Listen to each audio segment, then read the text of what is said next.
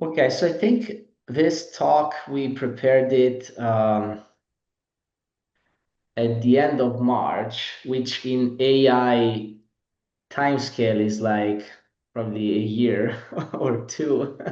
So I'm sure that some things may have changed, but what hasn't changed from this talk that you'll see is the motivations behind it and the approach that we adopted to produce the talk. So I think it will be interesting for you, and maybe will give you some inspiration and ideas to test a few things on your own.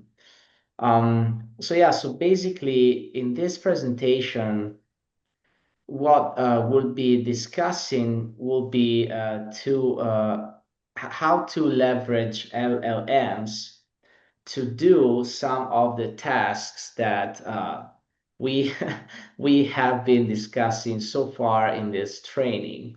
And I gave you a bit of a spoiler yesterday when we talked about Hippify tools, because I told you that we found that LLMs can actually do a pretty good job at Hippifying for us, even switching Python code to HIP code, and also produce portable build systems. So there's actually more that we found they can do, and some of that I'll show in this presentation. So to run these LLMs, we are using Olama. And to stick to the spirit of this presentation and channel my inner AI agent persona, I asked ChatGPT about Olama. I just asked ChatGPT, hey, what is Olama? And ChatGPT told me that it's a platform basically to interact with LLMs and AI tools, which is pretty accurate, I think. And with Olama, basically, we're gonna pull the models and run them locally so that we can interact with them. Instead of just using ChatGPT online, we'll be running these models on our GPUs and interact with them locally. The first step that you need to take is to install Olama, and the installation is actually pretty easy. You go on their website, you specify your operating system, and just copy this command that they'll provide for you depending on the operating system. And the way you install it is just the same on your laptop or HPC system. It's just this little script here. And then after that, you can do which Olama, and it'll be in the user local bin. So the models on Olama are actually free for you to get, so you don't need to pay anything or create any account. They will run locally, so we don't think that there should be any leakage of information. Um, and to see what models are available, you just need to go on olama.com and then library. So for instance, here there's in this slide DeepSeek R1, and see these blue rectangles show you the options that you have for the models. Sorry, not the models, the parameters. Obviously, more parameters will mean bigger model and better model. So the largest here that it gets is 671 billion. The smallest is 1.5 billion. And we played a little bit with the number of parameters, and we've seen that to actually be good at, answering kind of like complicated questions, you actually do need uh, quite a big number of parameters. Using like 1.5 or even maybe 7, that was too small for some of the questions that we ended up asking in this presentation. And then here it gives you the command that you need to execute to run the model. So there's also some editor integration that you could do where basically Olama will help you um, basically autocomplete your commands when you're coding. So that is pretty cool. And you can do that with Vim using Vim Olama or Emacs that uses Llama. A brief mention of prompt engineering here, which is a term that you may have already heard. So prompt engineering is basically the practice where you kind of think about the way you provide your request for the LLM and strive to make that appropriate so that you're not going to have to do a lot of iterations with the model. Hopefully, your initial query will get you already far enough. And in general, there's several ways to do this, but I would say that it's important to be specific and detailed. Whenever it's possible, you could provide some little examples of what you're trying to achieve, and also establishing a coding persona or role. It seems to help. Um, and obviously, the bigger the model, uh, the least specification you may need. Because, for instance, if you've been using ChatGPT, sometimes you can just like say, what is this, and then you get something valuable. But in general, most of the times it's better to be specific because you get what you need faster, basically, with less interaction with the model.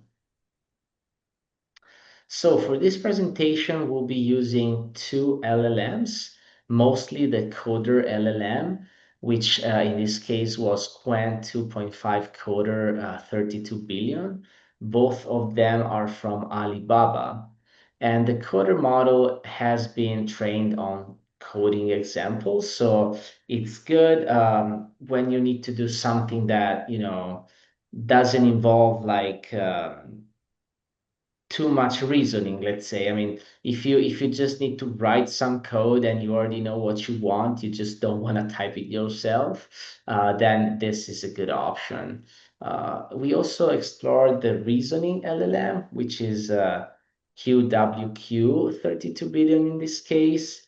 And the beauty of this reasoning model is that it's pretty useful if you don't already know what you want to get, but you are trying to kind of like brainstorm with something, and maybe it's not gonna give you the solution that you're looking for, but it may kind of dissect the problem in a way that leads you to get a good idea. For instance, the problem in quotes of these models is that they tend to be pretty verbose, and there are ways you can change that by manually modifying some of the parameters. But in general, you have to be prepared to get a ton of information that may or may not be useful to you. Okay, so as of March of this year, and actually we just recently checked, uh, Olama supports pretty much all the Instinct GPUs that are out there. However, well, up to MI300X, at least here.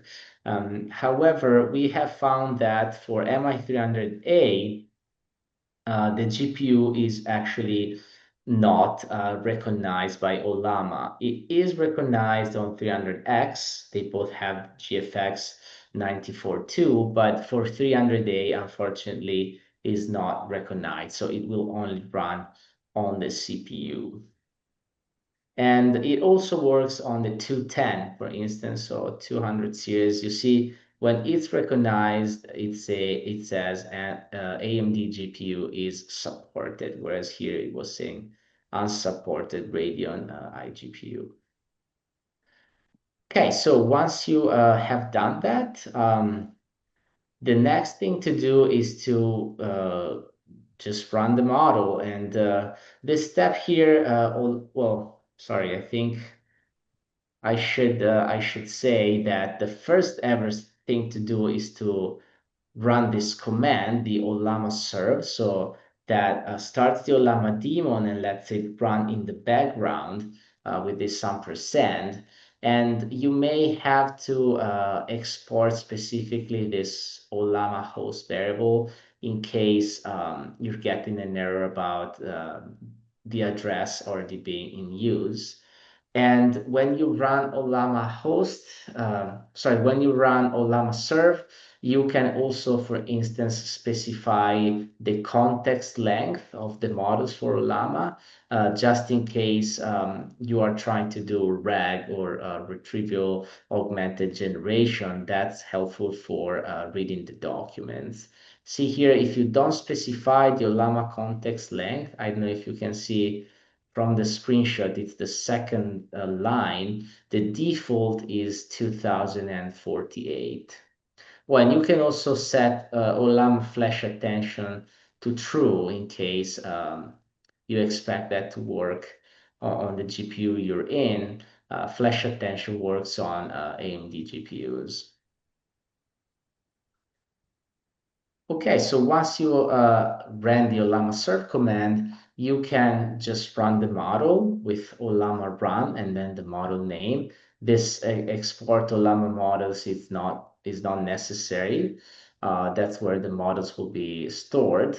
And if you just do the run, you'll see that Olama first pulls the model and then runs it so that you'll get this prompt here uh, where basically if you type something, then you'll be interacting with the model. If you just do the pull, then it pulls it. And then when you actually want to use it, you'll have to do the Olama run. Okay, so after this discussion on setup, it's time to begin with our report on our experience interacting with these models that we have talked about. So Qwen, Coder, and QWQ, but mostly it's going to be Qwen Coder.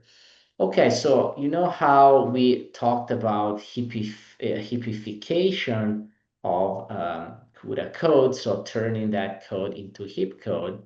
And the task is we wanted the coder LLM to basically hippify a code for us. So we said, you are an experienced GPU programmer with knowledge of AMD GPUs and hippify this code. And we just pasted the code.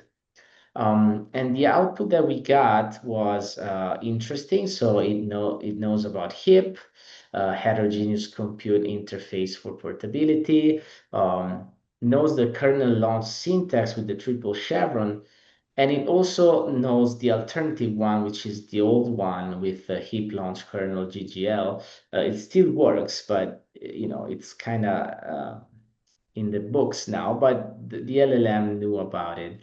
And so looking at the output that it produced, so we're comparing to so we were trying to do this in a controlled environment. So we asked the LLM to produce something that we already had so that we could compare exactly with what we were expecting. And the original file is on the right. By original means the reference, what we were expecting, and what was generated by Qwen is on the left. Basically, the only differences were that the LLM coder model is using the old syntax to launch a heap kernel, so with the heap launch kernel GGL, and then it forgot to add the heap runtime. But other than that, it was all correct. But the interesting thing is that when we use Hippify, also Hippify didn't add the heap runtime. So that was a test that it passed. We also asked QWQ just to compare, which is the reasoning model. We asked it the same question. And you see that the first thing it said was to add the heap runtime, which is good since the other one didn't put it there. And then basically it broke down what the work would have been to hippify. So it said turn CUDA malloc in hip malloc and so on. But it didn't actually produce the code. So I think you can change the parameters to get you the code, but you see how the approach with the reasoning model is kind of different, right? You're trying to get a conversation, whereas with the coder model, you're just trying to get, an output that you can use pretty much. Okay, so then we decided to up the ante a little bit and kind of like try to create some crisis here with the LLM, because we asked it to create a portable CMake lists file for our HIP code. So we said you are an experienced CMake programmer with knowledge of HIP and CUDA. Write a CMake list that is portable between HIP and CUDA. And notice that there is a sentence in particular that says, note that HIP is a portable language, so you do not need to switch source file for CUDA or HIP. And I actually had to include this line because in the original iteration, it was trying to kind of hippify the CUDA code from CMake.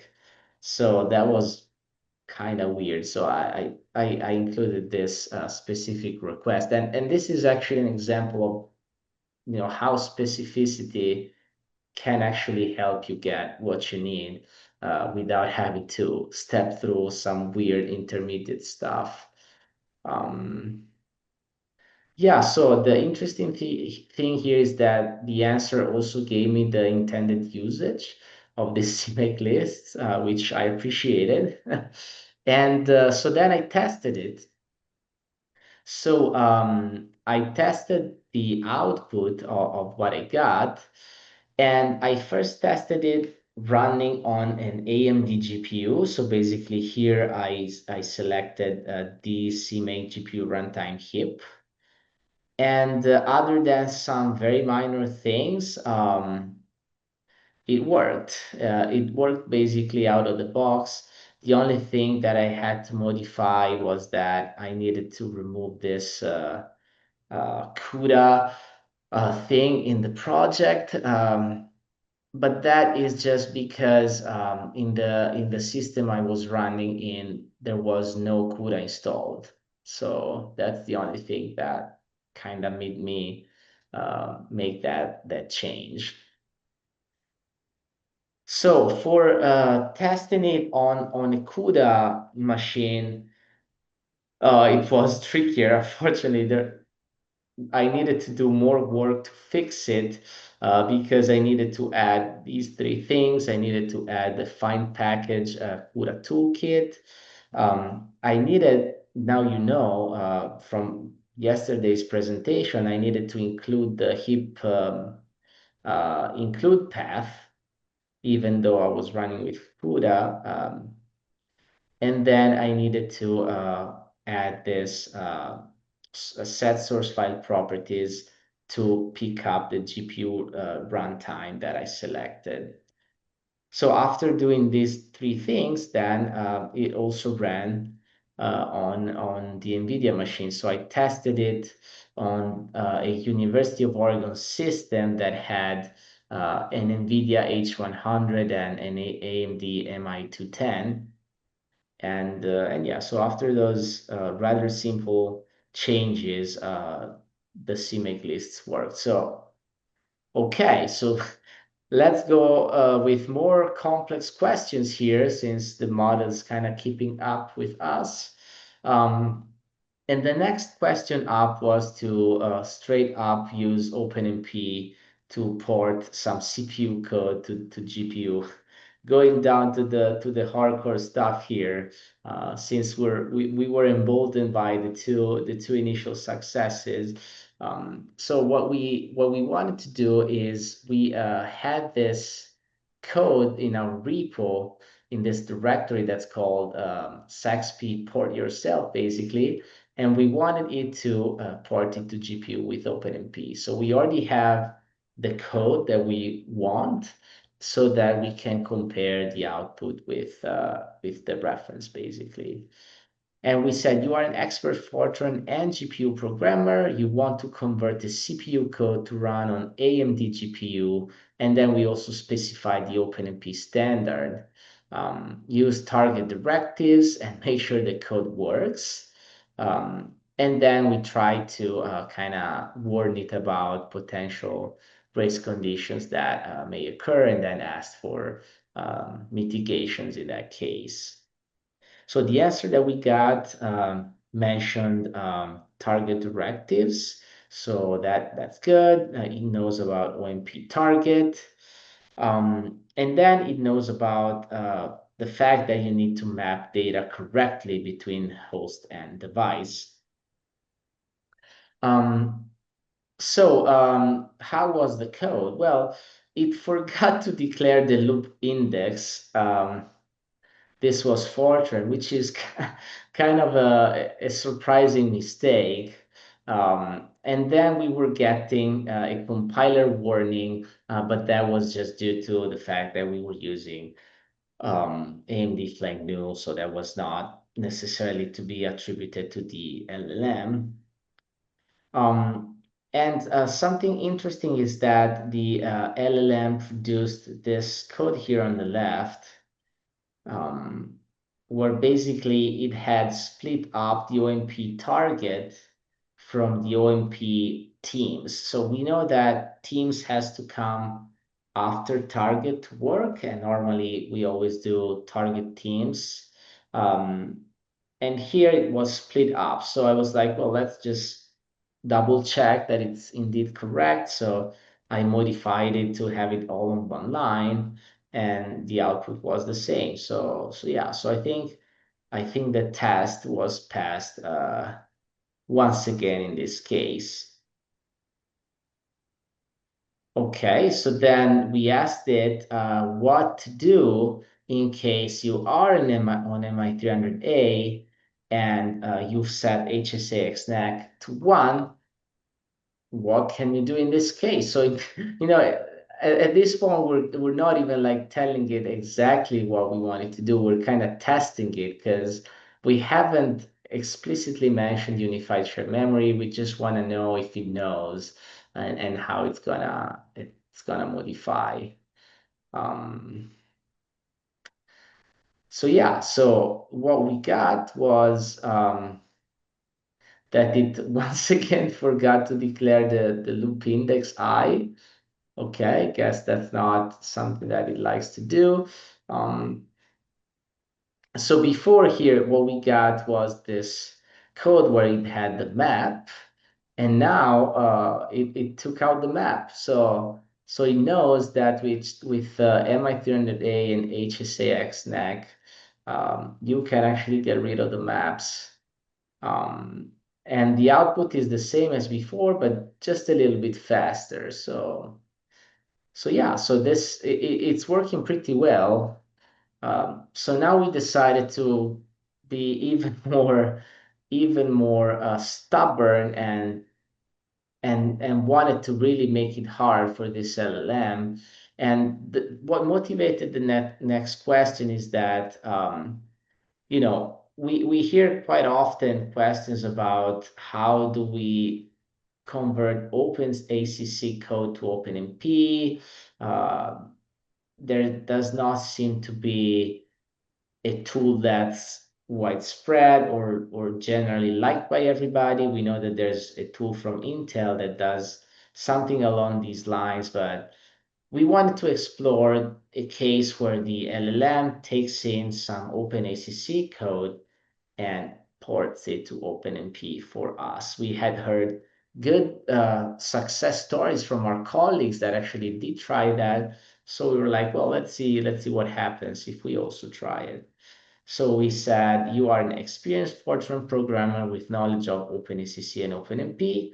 Convert the following code that performs the reduction into a code that uses OpenMP to perform the same operation, but on a GPU. Okay, so here it said it started well. So it said, well, we need to do several changes, and then kind of went a bit of on a tangent, saying that OpenMP does not natively support GPU offloading, and we're like, okay. And then something else about NVIDIA. Uh, well, okay, so once we got that answer, we're like, well, let's see how the code looks like. Um, so how was the code?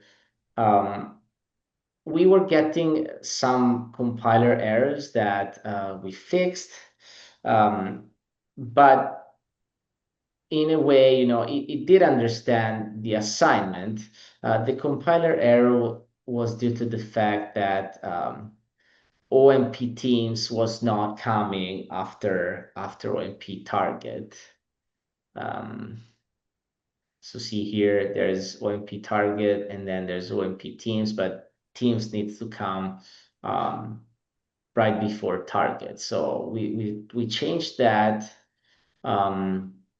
But the thing that it wasn't clear is that we just wanted that reduction to happen on the GPU, and here it basically took the whole outer do loop and put it on the GPU.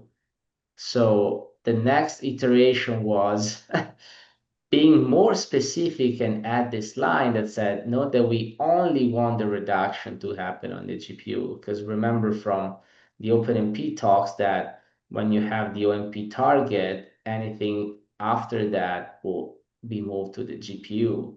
But we just wanted the reduction to be moved on the GPU. So we got this code in response. And notice that now, in fact, only the reduction executes on the GPU.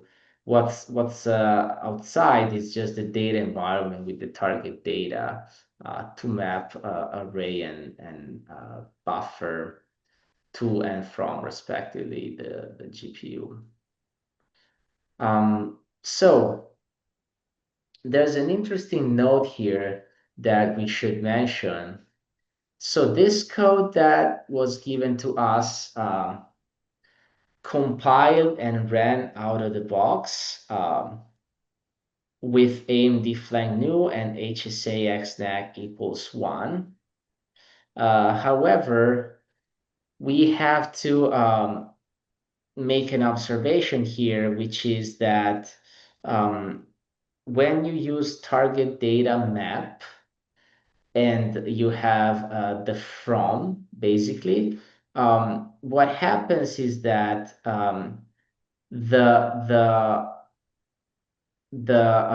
array that you have mapped as from will be overwritten with whatever you have on the device. So in the case of this code here and HSA XNAC not set, after you get out of the target data region, buffer will basically be lost, because here you see you're modifying it on the CPU since it's not in the target region, but then you have the map from for buffer. So as soon as you get out of this end target data, buffer will be overwritten with whatever you have on the device, which is nothing.